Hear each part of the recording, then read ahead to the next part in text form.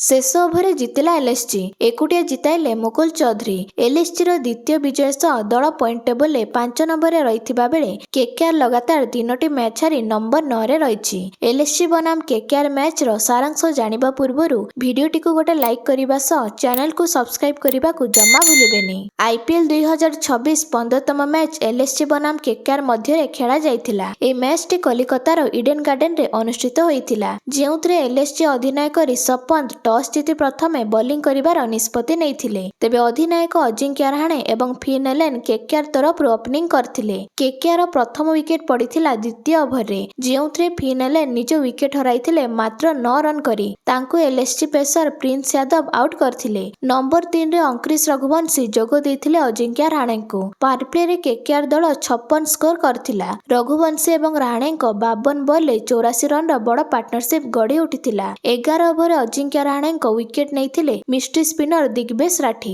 Rahane 24 ball 41 run करथिले। तृतीय wicket पाई Cameron green batting करने को आसथिले। ग्रीन आसिबा परे 12 ओभर ही सेट बैट्समैन रघुवंशी को विकेट पड़िथिला, जहाँकि स्पिनर एम सिद्धार्थ नेबारे सफल होइथिले। रघुवंशी 33 बॉल 45 रन पारी खेलिथिले। से 5टी चौका 2टी छक्का मारिथिले। एतिकी बेलକୁ रिंकू सिंह को बोल्ड करथिले pacer Avesh Khan. KKR 14 over 4टी विकेट हराई 111 स्कोर करथिला। Lower order Rovman Powell Cameron Green को जोग देइथिले एवं शेष पर्यंत रहिथिले। उभयंक 40 बॉल 70 रन पार्टनरशिप होइथिला, जेउथरे ग्रीन 24 बॉल 32 रन करिबा सह रोमेन पावेल 24 बॉल 39 रन पारी खेलिथिले। एहारी सह केकेआर दल 20 ओभर 181 रन स्कोर करथिला। तेबे 182 टार्गेट को पिछा करी एलएसजी 3टी विकेट रे विजय हासिल करथिला। एलएसजी रो दुई ओपनर मिचेल मार्श एवं आइडेन माक्रम पड़िया को ओह्लाइथिले। दुहिंको ओपनिंग रे 41 रन पार्टनरशिप होइथिला। मात्र केकेआर पेसर वैभव आरोरा गोटी ओभर ही दुईको विकेट नेबारे सफल होइथिले। माक्रम 22 रन करिबा सह मिचेल मार्श 15 रन करथिले।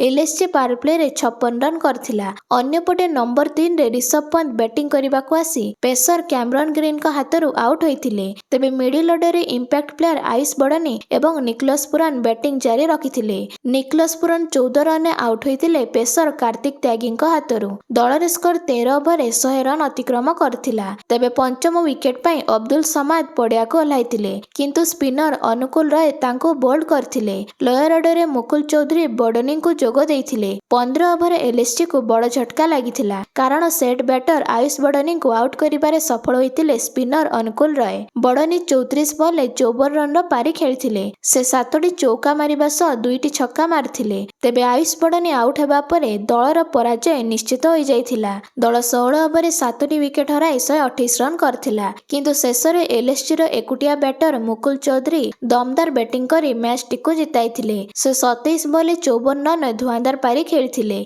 जेउथरे 7टी छक्का सह 2टी चौका शामिल थिला। तेबे एलएसजी बनाम केकेआर मध्य एक रोमांचकर मैच रे मुकुल चौधरी को मैच विजयी इनिंग्स जोगु तांको प्लेयर ऑफ द मैच पुरस्कार मिलिथिला। तेबे आगामी मैच आरआर बनाम आरसीबी मध्य हेबाकु जाउछि। आपण माने काहाकु समर्थन करूछंती ता कमेंट माध्यम रे जणांतु।